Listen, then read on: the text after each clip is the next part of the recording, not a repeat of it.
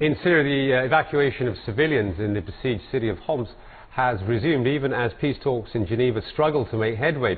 And with an average daily death toll of some 236 people since late January, activists say more Syrians have been killed in the 3 weeks since the peace talks began than at any other time in the 3-year civil war. These UN vehicles, heaped with flour, food rations and medical kits, bring desperately needed relief for civilians in Homs. Many have been surviving on little more than olives and plants since an army blockade took effect more than 18 months ago. The operation was made possible under a UN-brokered humanitarian truce between the government and rebels.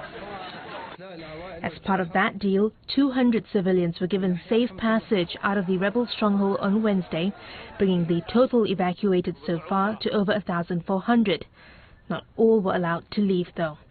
Males of fighting age were reportedly held back by government forces, and their fate remains unclear. While the tenuous ceasefire took place in Homs, fighting started in Yabrud, the last rebel stronghold in Syria's mountainous Kalamun region. Reports say warplanes carried out 10 airstrikes on Wednesday. Thousands of miles away in Switzerland, there was little sign of an early breakthrough in peace talks. The opposition laid out a plan calling for a transitional governing body to oversee a UN ceasefire and chase out foreign fighters.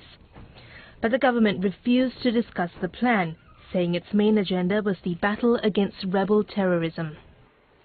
I think we would be ready to join forces with people who take a real stand against terrorism and who believe in combating terrorism and who put all their efforts in combating terrorism, because terrorism is the real plague from which our people are suffering.